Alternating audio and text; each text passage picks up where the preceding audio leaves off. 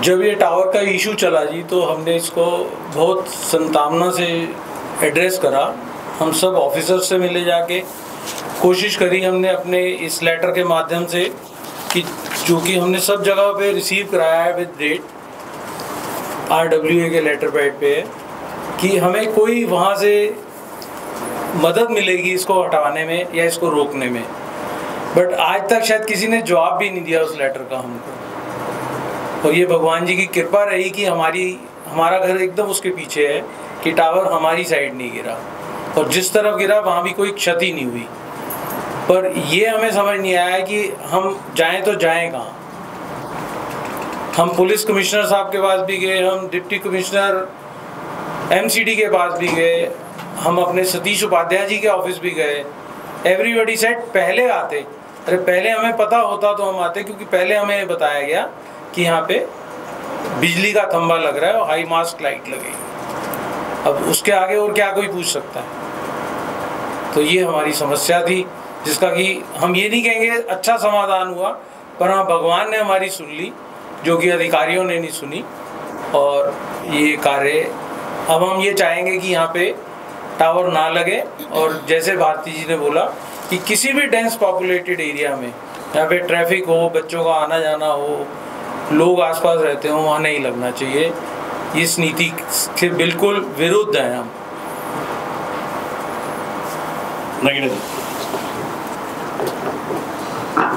हम लोग काफ़ी शुरू से इसी प्रोटेस्ट में लगे हुए थे, बहुत कॉन्फिडेंस के साथ कि हम जेन्युइन कंसर्न रेज कर रहे हैं और कोई तो हमारी जेन्युइन कंसर्न सुनेगा।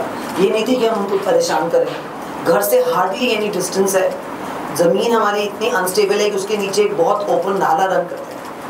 तो जब ज़मीन स्टेबल ही नहीं, बल्कि वहाँ के कोने के 2 प्लॉट्स पिछले 40 साल से खाली पड़े हैं, उसके ऊपर कंस्ट्रक्शन ऑफ हाउसेज तक परमिट नहीं किया उन्होंने। This is the right side of the tower, और लेफ्ट साइड में उन्होंने वहाँ पे टावर लगाई। तो हमने उस समय रेज कंसर्न किया, प्लीज़ चेक तो कीजिए क्या वो सपोर्ट कर पाएगा।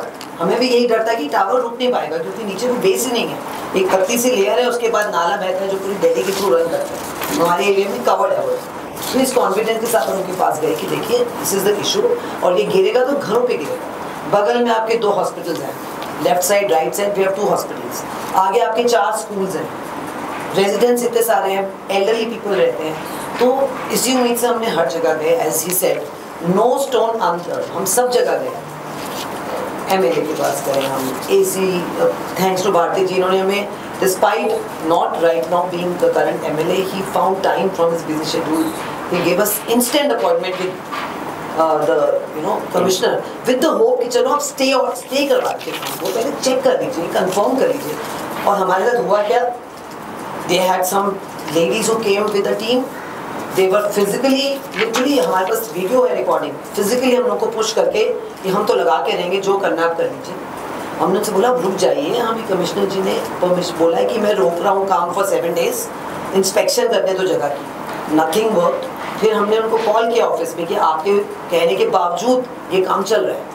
तो उन्होंने बोला नहीं, फिर एकदम से चीज़ टर्न होगी, नहीं आप कोई बात नहीं, अब बहुत काम हो चुका, अब चलेगा। और फिर पुलिस फोर्स आ गई, लेडी को, बिकॉज हम मोस्टली लेडीज़ कर रहे थे, मैन फॉर वर्क।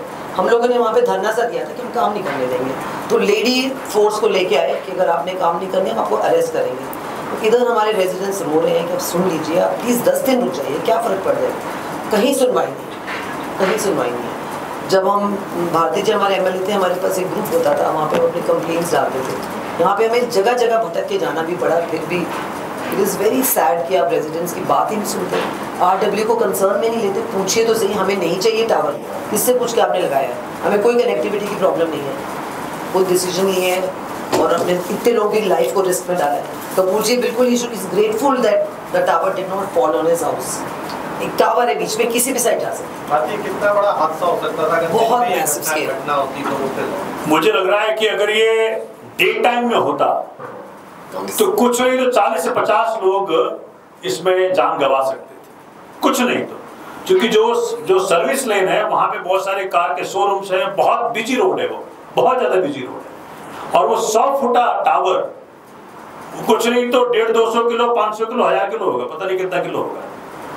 बहुत बड़ा टावर है वो, आपने देखा ही कैसे टावर होते हैं। वहाँ पे सामने चर्च भी है, इधर मंदिर भी है, 2 स्कूल भी हैं, हॉस्पिटल्स हैं, और वो बड़ा मेन रास्ता है। रचना जी तो रोई उस दिन, उसके बावजूद उनको धक्का देकर के लगाया गया। तो ये बहुत ही दुर्भाग्यपूर्ण है। आज आपके मार्फत से हम कहना चाहते हैं, अच्छा ये जो कंडीशन था, मैंने ये भी बताया उनको, यहाँ लिखा हुआ है कंडीशन में, installation of tower and its operation shall be such that it should not disturb the free movements of the traffic or public, and shall preferably be away from the school, hospital and places where heavy traffic and public movement is being done।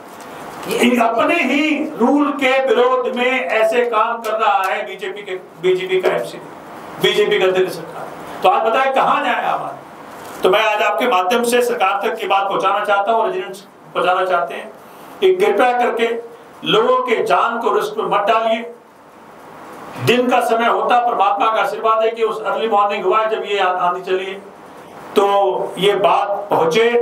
और आज request ये है कि आगे जहां कहीं भी लगाएं, आरडब्ल्यूए और रेजिडेंट्स का एनओसी ले, तब जाकर के इस प्रकार की चीजें की जाएं, नहीं तो कृपया करके ना की जाएं। आम आदमी पार्टी आरडब्ल्यूए रेजिडेंट्स के साथ खड़ी है, उनके हेल्थ पे, उनकी जान पे हम आंच नहीं आने देंगे। हम कमिटेड थे, कमिटेड है, कमिटेड रहेंगे। Any question? अगर जरूरत पड़ती है तो फिर कोर्ट जाएंगे, क्योंकि अगर वो रीइंस्टॉल किया जाता है ऑलरेडी चलेगा, हम हार के गए बहुत। देखिए मैं तो क्या बताऊं आपको, जिस उम्मीद के साथ लाया गया था भाजपा को दिल्ली में, जो लोग लेके आए थे, सारे पछता रहे। सब लोग गए कि जी एमपी भी बीजेपी के हैं, एमएलए भी बीजेपी के हैं, एमसीडी भी बीजेपी के हैं। इन्होंने हर तरह प्रयत्न कर लिया, लेकिन आखिरकार इनको कोर्ट जाना पड़ा, लेकिन कोर्ट से स्टे नहीं मिला। परमात्मा ने स्टे दे दिया। ये शुक्र है कि आज वो जो उससे परमात्मा ने स्टे दिया कि उस तरफ नहीं स्टे दिया जहां लोग जान जा सकते। जो दूसरा अहमदाबाद हो रहा था, इसलिए आज वो कोर्ट जा चुके हैं। अगली हेयरिंग कब है राकेश जी? 4 अगस्त को अगली हेयरिंग है। हम लगाएंगे इंटरिम एप्लीकेशन, कल लगा देंगे, जिससे कि कोर्ट को बता दें। इस प्रकार सोच सकते हैं कितना नॉर्मल बेस रहा होगा, कितना बड़ा स्ट्रक्चर गिर गया 3 हफ्ते। तो इसलिए 3 हफ्ते के अंदर ही गिर गया। तो कृपया करके सरकारें जो बैठी हैं, चाहे केंद्र में हो, चाहे राज्य में हो, चाहे एमसीडी में हो, सबसे ये अनुरोध है कि लोगों की जान से खिलवाड़ ना करें, और आरडब्ल्यू और रेजिडेंट्स की मनसा के बगैर ऐसे टावर दिल्ली में कहीं नहीं लगाने जाए चले।